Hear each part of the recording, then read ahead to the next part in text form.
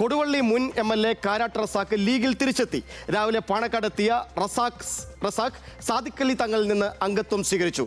തറവാട്ടിലേക്ക് തിരിച്ചു വന്നുവെന്ന് കാരാട്ട് റസാഖ് പറഞ്ഞു. തറവാട്ടിലേക്ക് തിരിച്ചു വന്നുവെന്ന് കാരാട്ട് റസാഖ് തന്നെ പറഞ്ഞു. വൈകിട്ടോടെ ബോർഡ് ചെയർമാൻ സ്ഥാനങ്ങൾ രാജിവെച്ചു. ചേർത്തുപിടിക്കുന്നതിൽ ഇടതുപക്ഷം പരാജയമാണെന്നും കാരാട്ട് റസാഖ് പറഞ്ഞു.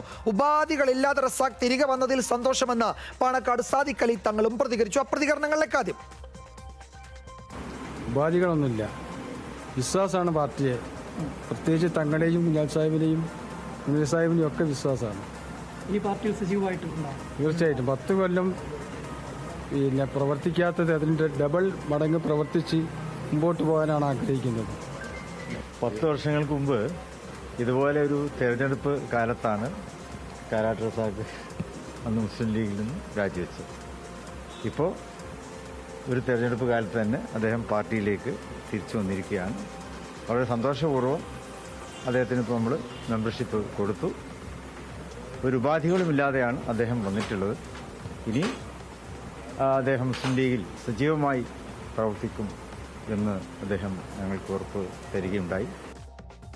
2016 സീറ്റ് വിഭജനത്തിൽ കലഹിച്ച് ലീഗ് വിട്ട റസാഖ് ഇടതിനൊപ്പം ചേർന്നാണ് കൊടുവള്ളിയിൽ MLA ആയത്. ഇത്തവണ കൊടുവള്ളി സീറ്റ് ലഭിക്കാത്തതിനെ തുടർന്നാണ് ഈ മുന്നണി മാറ്റം. എന്തായാലും പ്രശാന്ത് നിലമ്പൂർ ചേരുന്നുണ്ട്.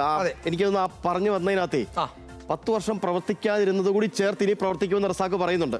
ഇതിൽ മറ്റൊരു പ്രധാനപ്പെട്ട കാര്യമുണ്ട്. പ്രശാന്തിലേക്ക് വരുന്നതിന് മുമ്പ് മന്ത്രി PA മുഹമ്മദ് റിയാസിനെതിരെ ആരോപണം ഉന്നയിക്കുന്നവർക്ക് ആ പാർട്ടി നിൽക്കാൻ കഴിയില്ല എന്നൊരു നറേറ്റീവ് UDF-ന് കൊണ്ടുവരാൻ ഒരു അവസരം കൂടിയാണ് റസാഖിന്റെ പുറത്താകൽ അല്ലെങ്കിൽ റസാഖിന്റെ പിന്മാറ്റം സൂചിപ്പിക്കുന്നത്. അപ്പം റസാഖ് ആ മണ്ഡലത്തിലെ കൊടുവള്ളി മണ്ഡലത്തിലെ വികസന പ്രശ്നങ്ങളിൽ ഇടപെടുന്നില്ല, മന്ത്രി ഇടപെടുന്നില്ല, മുഹമ്മദ് റിയാസ് സഹകരിക്കുന്നില്ല എന്നൊരു ആക്ഷേപം ഉന്നയിച്ചിരുന്നു. അതോടുകൂടി അകന്നു തുടങ്ങിയതാണ്. ഇപ്പോൾ വീണ്ടും ലീഗിലേക്ക് തിരികെ എത്തുന്നതിലേക്ക് അത് കാര്യമെത്തിയിട്ടുണ്ട്.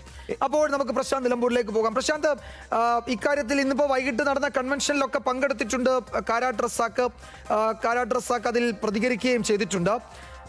അത് മുസ്ലിം ലീഗിനെ സംബന്ധിച്ച് അവിടെ വലിയ സഹായവുമാണ്, ഗ്രൗണ്ടിൽ വലിയ സഹായവുമാണ് റസാഖിന്റെ മടങ്ങി വരവ്. അവിടെ ലീഗിന്റെ താവളത്തിൽ ലീഗിനെ ഒറ്റയ്ക്ക് വെല്ലുവിളിച്ച് ചെറിയ ഭൂരിപക്ഷത്തിനാണെങ്കിലും അവിടെ ജയിച്ചതാണ് ഒരു തവണ കൊടുവള്ളിയിൽ. അപ്പോഴത് ചെറിയ കാര്യമല്ല ലീഗിനെ സംബന്ധിച്ച് ഈ മടങ്ങി വരവ്, അല്ലേ?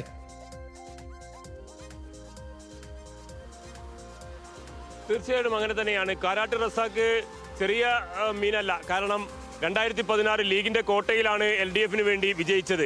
അതുകൊണ്ട് തന്നെ കാരാട്ട് റസാഖിന്റെ തിരിച്ചുവരവ് ലീഗ് പ്രവർത്തകർ ആവേശപൂർവ്വം സ്വീകരിച്ചു.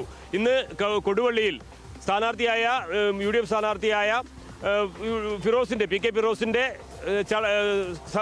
സമ്മേളനത്തിൽ, അവിടുത്തെ തെരഞ്ഞെടുപ്പ് പ്രചാരണത്തിലെ കൺവെൻഷനിൽ മുഖ്യാതിഥിയായിട്ടാണ് കാരാട്ട് റസാഖ് പങ്കെടുത്തത്. അവിടെ അദ്ദേഹം രാവിലെ പറഞ്ഞതിൽ നിന്ന് വ്യത്യസ്തമായി ഗുരുതരമായ ചില ആരോപണങ്ങൾ ഉന്നയിച്ചു. ആ ആരോപണങ്ങൾ എന്ന് പറയുന്നത് കൊടുവള്ളിയിലെ തുരങ്കപാത അടക്കമുള്ള വികസന കാര്യങ്ങൾ സർക്കാർ മുന്നോട്ട് പോകാൻ സമ്മതിച്ചില്ല. അത്തരം വികസന കാര്യങ്ങളെല്ലാം CPM ഇടപെട്ട് ഇടതുമുന്നണി തടഞ്ഞു എന്നുള്ളതാണ്. അതിൽ പ്രധാനമായും അദ്ദേഹം ആരോപണം ഉന്നയിച്ചത് PTA റഹീമിനെതിരെയാണ്. PTA റഹീമും അതുപോലെ തന്നെ മന്ത്രി മുഹമ്മദ് റിയാസും താൻ മുന്നോട്ട് വെച്ച വികസന പദ്ധതികളെല്ലാം തടഞ്ഞു. ഈ സാഹചര്യത്തിനെതിരെ ഇടതുമുന്നണിയുടെ ജില്ലാ നേതൃത്വത്തിന് CPM-ന്റെ സംസ്ഥാന കമ്മിറ്റിക്കൊക്കെ പരാതി നൽകി. പക്ഷേ ആരും തന്റെ പരാതി ഗൗരവിച്ചില്ല, തന്റെ പരാതി കണക്കിലെടുത്തില്ല. ഈ സാഹചര്യത്തിൽ ഇടതുപക്ഷവുമായി ഇനി സഹകരിച്ചു പോകാൻ കഴിയില്ലെന്ന് തീരുമാനിച്ചു. മാത്രമല്ല ഇടതുപക്ഷം, പ്രത്യേകിച്ച് CPM എന്ന് പറയുന്നത് വർഗീയതയോട് സമരസപ്പെടുന്ന പാർട്ടിയാണ്. തനിക്ക് അതിനോട് യോജിക്കാൻ കഴിയില്ല. മുസ്ലിം ലീഗിൽ അംഗത്വമെടുത്ത് പാണക്കാട് തങ്ങളിൽ നിന്നും അംഗത്വമെടുത്ത് മുസ്ലിം ലീഗ് എത്തിയതോടെ സ്വർഗത്തിലെത്തിയ അനുഭവമാണെന്നാണ് അദ്ദേഹം പറഞ്ഞത്.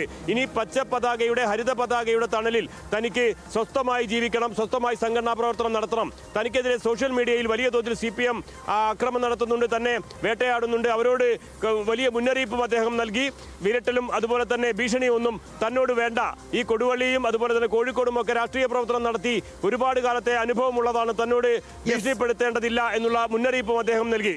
അദ്ദേഹത്തിന് പ്രശാന്ത്, കാരണം എനിക്ക് തോന്നുന്നു ഈ ബേപ്പൂരിൽ മത്സരിക്കുന്ന PV അൻവർ അടക്കം റിയാസിനെതിരെ മരുമോനിസം അടക്കമുള്ള ആരോപണങ്ങൾ ഉന്നയിക്കുന്നുണ്ട്.